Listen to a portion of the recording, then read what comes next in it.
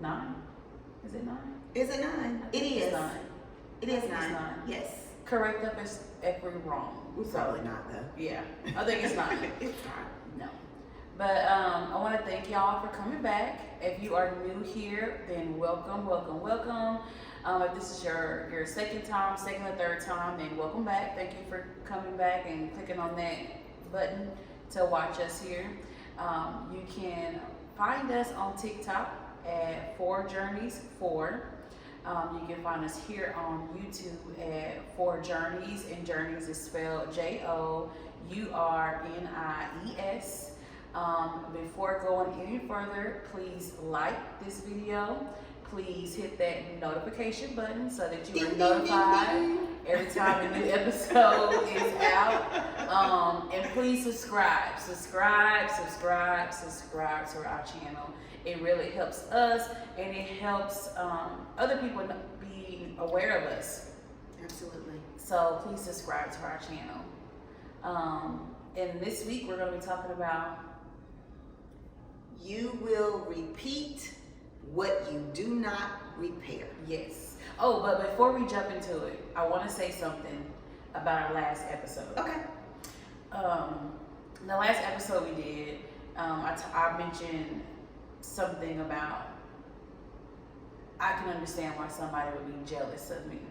And after saying that, it weighed on me, and I did not like the way they came out. So I want to recant that.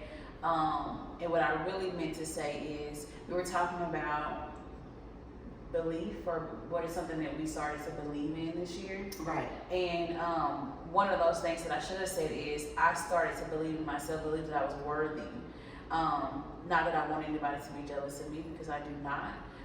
But I did started to see myself as worthy, as feeling pretty.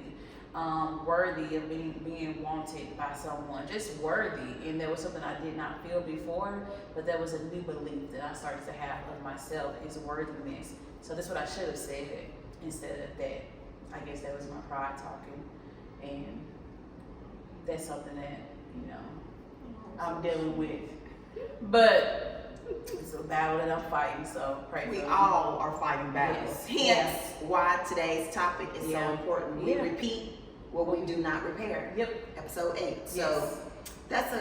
that was, even though you didn't think it would tie into this. I did not. See? It did. It did. Uh-huh. Because we constantly repeat Yeah. the things we don't repair. Yeah. So Okay. So what made you come up with this topic? It's What? not dramatic. It was the what? why do you always do that? What? I don't like She comes up with our topic. Sometimes it's a collaboration, but most of the time it's Valentine, God downloading things into her, I feel. Yeah. Yeah, I think it's God downloading things in her, and so she brings it up. So what made you come up with this topic? I think a lot of us are walking around here doing the same things over and over and over and over and over again because we're not healing ourselves. We continue to repeat the things that we're not repairing. And I love this platform only because I'm able to show you me. I'm able to strip myself to the bone and show you who I am, the things that I have experienced, the things that I have gone through to get me to where I am now. And I have noticed about me the things that I have continued to repeat was my behavior finding the right man.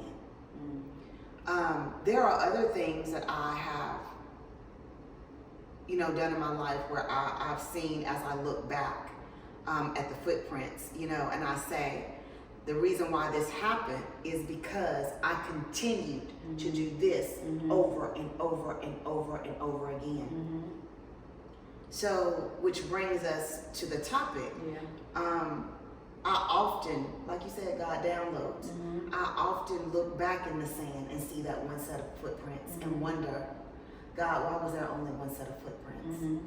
and it was the times that he carried me. Yeah. You know, Yeah.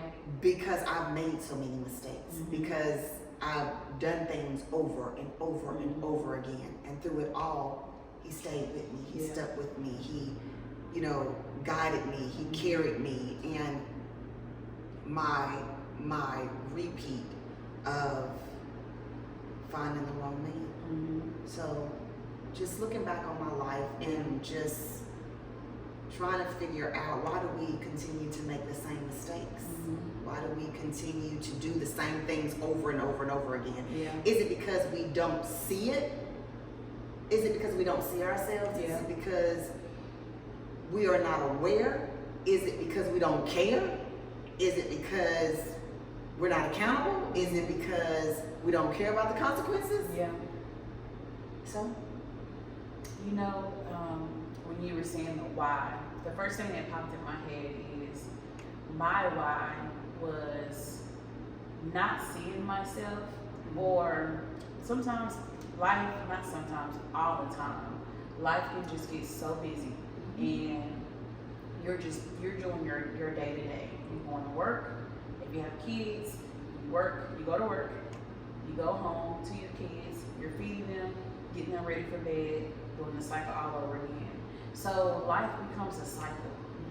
And we're just so used to that cycle that we're in, and all we're thinking about is, what do we have to do today?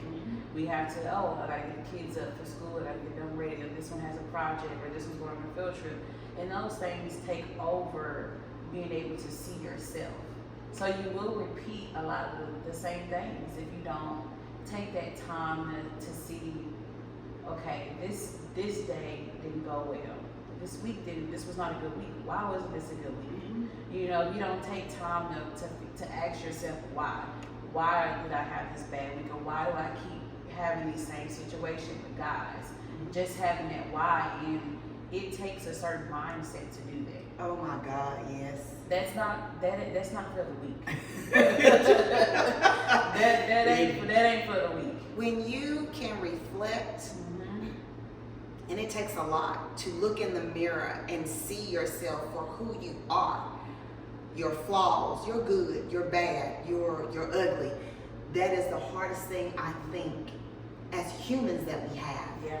To see the flaw, identify it, and work on being a better us. That's hard. That is not a walk in the park. It is not easy.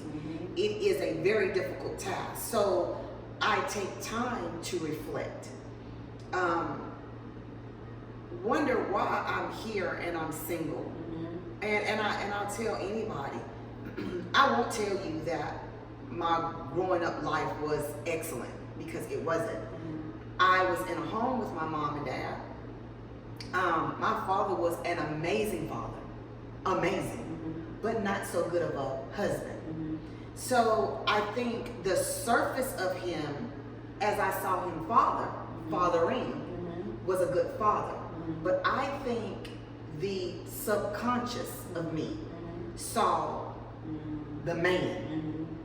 So me going through life subconsciously thinking that I'm choosing a man like my dad, The father version of the him. father version of him, when actuality I was choosing the husband part of him, which was not so good. Yeah. What I was seeing subconsciously. Yeah. You know, him and my mom arguing or fussing, or, you know, the cheating that was going on. And I found myself in the same situation that my mom was in. I've ended up in relationships where men are cheating like my dad. Yeah. So it becomes a cycle. And I continue to repeat it. And I continue to repeat it. And every man that I'm with ends up having a baby on me, or ends up cheating, or ends up lying, or, you know, some kind of betrayal happening, which was the husband part of my father. You know what I'm saying? So I really had to sit down and say, what is happening? Yeah. And that's a hard thing to do. What am I contributing to it? Because even though I may point my finger and say, oh, he's the bad man that cheated, and in actuality, Valentine contributed to it too. Right. I held just as big of a responsibility to it than he did, because I allowed it to happen. And I allowed it to happen over and over and over again. Rather it be this relationship, the next relationship, but I watched my mother stand strong in a relationship that she had committed to, a marriage that she had committed to. And looking back on it, my mother did not end up leaving until me and my sister were literally 16 years old. And I think it was because she valued the family more than she valued herself. So she wanted her family to stay together. She wanted her girls to grow up with a father, even though she saw that he was a good father, not so good husband. She chose to stay. And I think that is a cycle that as a girl I developed. I'm gonna stay, and I'm gonna try to work it out, and I'm gonna try to fix it. When the thing of it is you can't fix it until you fix you. I have to hold myself accountable for this. I have to look at Valentine and see her. What mistakes do you continue to make over and over again is reflecting on the character. It's me. It's the character flaw. I'm flawed somewhere. So what do I need to do to fix me to stop this cycle? You know what I'm saying? So it's heartbreaking when you look in the mirror, and I say at the age that I am, I'm single, and you hear it all the time. Oh, you're single? Like, it's not a disease. I didn't catch it. I promise you, it is not a disease. I don't mind it. I'm happy in my single life. I'm able to go and come as I please. But there is a longing to be in a relationship, not just any relationship, a healthy relationship. Because where I am now, right where I am now, I need for somebody to meet me where I'm at. You know what I'm saying? I need for somebody to meet me where I'm at. I don't want to be strong, Stephanie. I don't want to be a damsel in distress either. Oh, come save me. But I don't want to be strong. I don't want that independent title. I don't want. You want somebody to lead. I need. You want somebody to There lead. is a need for you to lead. There is a need for you to provide. There is a need for you to pour in me when I've lost my way. There is a need for you to pour into me when I don't know my way. There is a need for you to pour into me when my day is long and I can't carry that burden anymore. There is a need for you to pour into me. And that is where I'm at now. If you cannot lead me, you can't be with me. You know, I think that's how God designed it to be. That's how we pour into each other. And we need that. And I wish that this topic that we're talking about is something that not just women, that men talk about as well, and that is something that men practice as well. I think with women, we're always trying. We're always trying to do better for our kids. We're always trying to be a better spouse. We're always trying. And a lot of the times, men's effort of trying is, all right, I'll take out the trash. I remember it's so little. Yes, compared to the efforts that we put in. And I don't know if it's what we're supposed to do or if it's just something that we've been taught to do, to accept that. Program, yes. To do. I don't know if it's something that we've been programmed to do, accept that little effort. And not demand more. Because it almost seems as though we're wrong for demanding more. And another woman would come up behind us and say, you better preach you about see, it. he was trying. You see the efforts he was putting in. So, you know, another woman would come back behind us and belittle us for wanting more of an effort out of our spouse. So it's hard, and that's a big thing. So I want to give you an applause for that, because that's a big thing to say, you know what, why am I here? Mm-hmm. Why am I here? How did I get here? Why am I here? And then to boldly go back in time and say, oh, this is where it started at. Oh, it God, has something yes. to do with this person. A lot of the times it's hard for us to see someone that we admire so much in a bad light and to say, you know what, you contributed in my life in this way. And I think too, the open communication that me and my dad had, Mm-hmm. he was not a person that would hide it Yeah. or deny it. Mm-hmm. You know, so it was always honest. Mm-hmm. You know, my mom was always honest. You know, and even though the divorce, it wasn't a bad divorce, Mm-hmm. they remained friends. Mm-hmm. You know, my dad's family looked at her like their aunt, you know, and sister. And Mm-hmm. so even though everybody around us, my family knew the chaotic situation that was in the house. Mm-hmm. Sometimes it's better to break it off and walk away. Yeah. But I appreciate the honesty. You know, I appreciate my mom never talking, you know, shit about my dad. I appreciated my dad never talking shit about my mom. Mm-hmm. It was always an honest view from each side. Mm-hmm. You know, he never blamed her. Of course, she blamed him, Mm-hmm. but you know, he never blamed her for the divorce. You know, he never blamed. There was no blame there, Mm-hmm. and I think the most important part of the growth process for me was being honest. Mm-hmm. Even though sometimes it's a difficult thing to do, Mm-hmm. the honesty part, when you strip everything away Mm-hmm. and you can fully be honest Mm-hmm. and see who's in the mirror on the other side, to be so vulnerable, to know my shortcomings, Yeah. and to know that I've made this mistake over and over again because I was broken. Mm-hmm. I was broken. I was broken. I had seen things that maybe as a child I shouldn't have seen, and that subconscious of me is living this over and over and over again. So at some point, I really had to sit down and say, this is a trend. Right.